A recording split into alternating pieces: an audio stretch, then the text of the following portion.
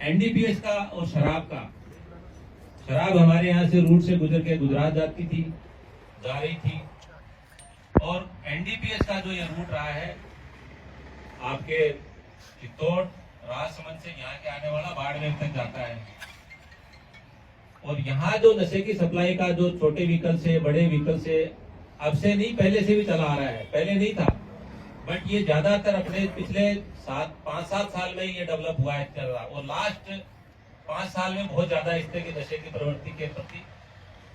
और जालोर का जो अच्छे लेके नाम होता था, आपने बताया ना, बीच में एक सज्जन ने बताया था कि आपका पेपर लीक में और आपका एनडीपीएस की तस्करी में नाम खराब हुआ। तो वो बेसिकली आप लोगों से जन सहभागिता कहने का आशय यही है कि आपके गांव में, आपके मोहल्ले में कौन व्यक्ति अचानक घनाटे हो रहा है, कौन किस नशा प्रवृत्ति में लिप्त है, कौन सप्लायर है।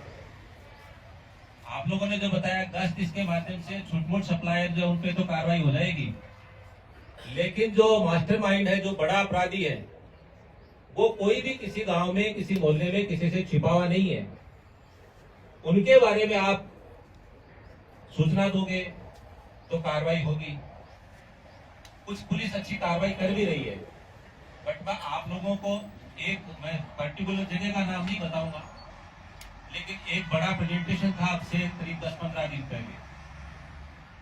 ये छोटी मोटी नशा आपका, पुराने जो नशे थे आपके, शराब है, अफीम है, डोडा है, ये तो पुराने नशे थे। अब आपका एमडी आ गया, एमडी से भी एडवांस अब आपका आ गया सिंथेटिक ड्रग्स वाला जो नशा है। वो एक बार किसी के बच्चे ने अगर उसको टच कर लिया, एक बार यूज ले लिया, तो उसके बाद उसकी जीवन ही खराब है।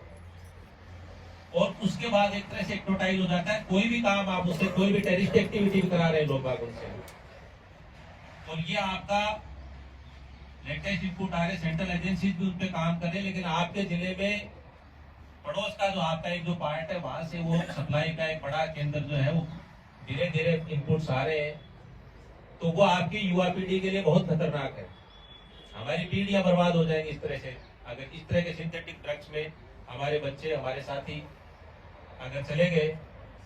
तो एक व्यक्ति का, आजकल छोटे परिवार होते हैं, 1 या 2 बच्चे होते हैं, अगर वही सिंथेटिक ड्रग में इसमें अगर चला गया तो उसके बाद पूरी पीढ़ियां बर्बाद हो जाती है। मेहरबानी करके आप लोगों के जो बच्चे इस तरह के लोगों के संगत में, उनके कहते हैं संस्कार की संगत में वो रहते हैं बच्चे आपके, किसी माता पिता से छुपा नहीं रहता कि हमारे बच्चे के 4 दोस्त कौन कौन है, उनका बैकग्राउंड क्या है।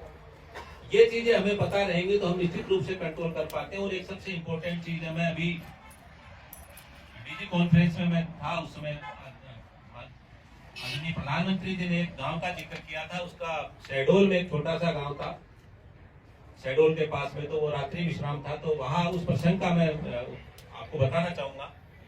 वो एक ट्राइबल विलेज था और उस गांव में सब ज्यादा नशे की प्रवृत्ति थी। हर आदमी नशा करता था और पूरा का पूरा गांव भी नशे में डूबा हुआ था। लेकिन धीरे धीरे कोई आप जैसे लोगों ने, अच्छे लोगों ने आकर के उनको नशे की बजाय उन्होंने गेम्स की तरफ मोड़ा। तो प्रधानमंत्री जी ने पूछा कि आप इस गांव का नाम क्या, जिस गांव में रुका, तो उन्होंने बताया कि इस गांव का नाम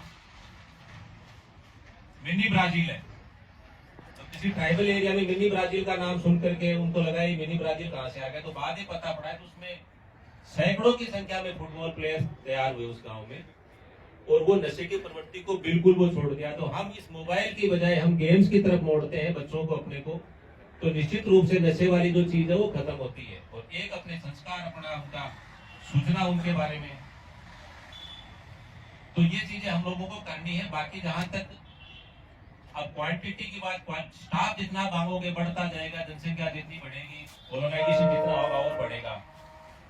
पिछले 10 साल से जो सीसीटीवी कैमरे का जो यूज हुआ है, हर ग्राम पंचायत पे एंट्रेंस पे कैमरा, एग्जिट पे कैमरा, कोई बहुत ज्यादा खर्चा नहीं है, 20-30 हजार का है, 4-5 कैमरे लग जाते हैं। तो आपके गांव की सुरक्षा रहती है कि रात को 2 बजे कौन व्यक्ति हमारे गांव में, कौन सी गाड़ी आई थी, कौन सा व्यक्ति बाहर निकला। आपके पड़ोस में ट्रिपल मर्डर हुए थे, मंदिरों में लूट की पुरानी वारदातें खूब हुई यहाँ पे। एक बड़ा खराब लगता है किसी मंदिर पे कोई संत या कोई महाराज अगर वो पूजा पाठ कर रहे हैं, वहां आकर के 2-2, 3-3 डेड बॉडी आपके, मैं डीजी साहब आए थे मौके पर, रास्ते में गांव आया था, मैं पूछ रहा था, वहां ट्रिपल मर्डर हुआ था। तो इधर से ये गांव की तरफ, इधर से आपके आते हैं, पहाड़ों से आके ये वारदातें होती हैं।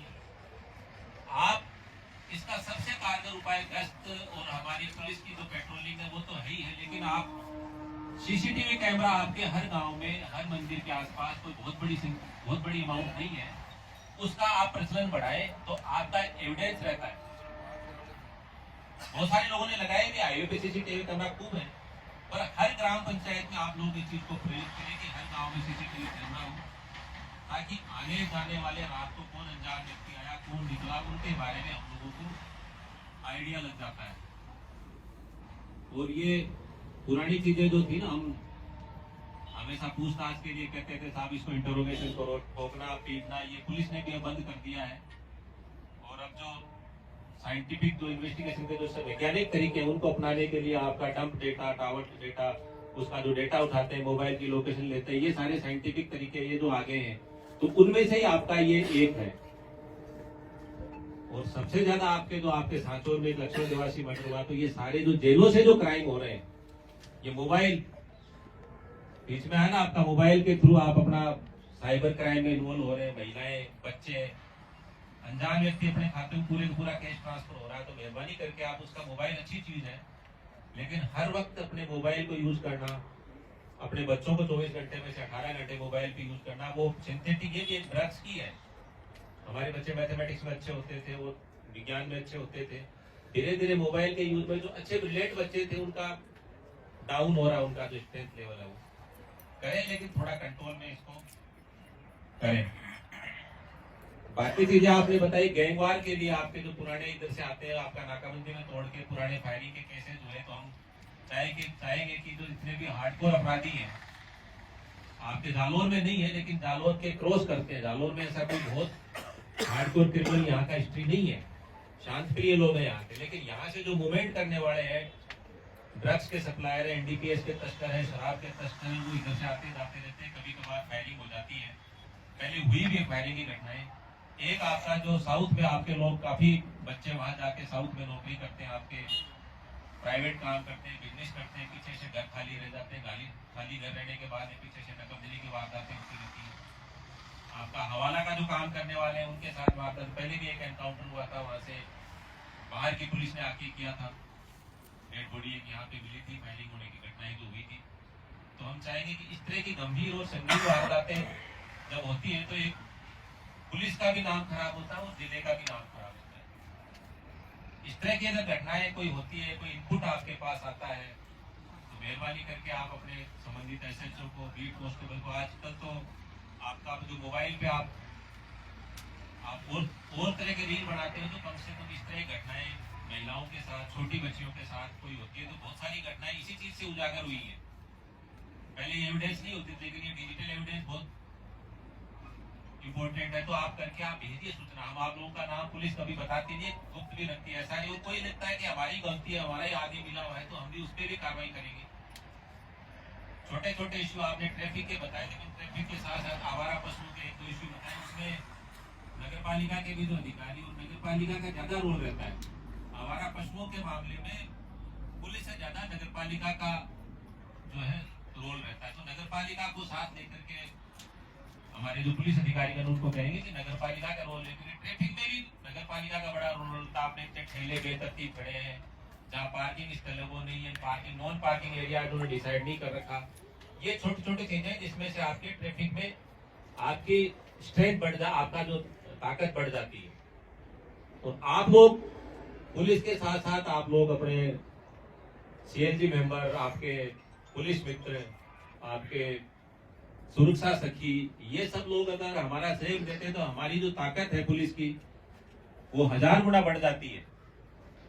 एक बीट कांस्टेबल के पास अगर 20 व्यक्ति हर गांव में एक दो व्यक्ति सूचना देने वाला है, अच्छी चीज बताने वाला है, कोई नेगेटिविटी गांव में हो रही है, वो उसके पास सूचना आती है, तो हमारी पुलिस की ताकत 1000 गुना बढ़ जाती है। हम लोग हमारे एक सहयोग में आ जाते हो। तो इन चीजों को आप इंक्रीज करें, इनको बढ़ाएं। बाकी जो सामाजिक भाईचारा जो पुराने टाइम से चला आ रहा था, सामाजिक समरसता का जो भाईचारा था, उसको आप पुराने इंसिडेंट प्राचीन काल में चलता आ रहा था, उसको पुनः कायम करें। और इस तरह की जो घटनाएं छोटी मोटी आपके जो विशेष रूप से छोटी बच्चियों के साथ यौन अपराध के जो प्रकरण हुए, उसमें मेहरबानी करके आप जो पुराने जो ट्रायल केसेज है उसमें बहुत सारे केसेस जो हम देखे थे, कन्विक्शन भी हुए, लेकिन अपराध हो गया, लेकिन हमारा काम है उसको सजा दिलाना। आप कन्विक्शन, पुलिस का काम केस को दर्ज करके और उसको अरेस्ट करने का सीमित नहीं है। हम अरेस्ट करते हैं, अरेस्ट करने के बाद में इन्वेस्टिगेशन कमजोर होता है या हम पैरवी मजबूत नहीं कर पाते, उसमें पुलिस ही नहीं होती, प्रोसिक्यूशन भी होता है। एपीपी साहब प्रोसिक्यूशन जो होता है वो मुलजिम हमने अरेस्ट किया, 10,000 का इनामी अपराधी गिरफ्तार किया और 1 महीने बाद वो जेल से छूट गया। तो कोशिश करेंगे कि इसमें ज्यादा से ज्यादा इस तरह के जो अपराधी है उनको कन्विक्शन हो, और पुराने जो ट्रेडिशनल तरीके हैं मारपीट के वो हमने लगभग से छोड़ से दिए। हमारा मेन काम जो है इन लोगों को अच्छा ट्रायल करा के, अच्छा उनको सलाखों के पीछे रहे, कोशिश करेंगे कि जमानत के बाहर नहीं आए, और जितना उनको कन्विक्शन होगा, जितना सजा होगी, उसमें सजा के लिए हम भी प्रयास करेंगे, आपका प्रोसिक्यूशन भी प्रयास करेगा, और आप लोगों के भी जो अहम गवाह होते हैं उसमें छोटी मोटी कमी रहती है। आप लोग हॉस्टाइल होने वाले, जिस तरह के छुटपुट जमीन के मामले, छोटा मोटा कहीं सुनू का मामला, वहां तक तो ठीक है, लेकिन जो बड़े गंभीर और मर्डर, डकैती, रेप या बड़े संगीन मामले होते हैं, उनमें राजीनामा करना या गवाह का हॉस्टाइल होना, वो भी एक बहुत बड़ा पाप है। उससे आदमी को उससे बचना चाहिए। आप लोग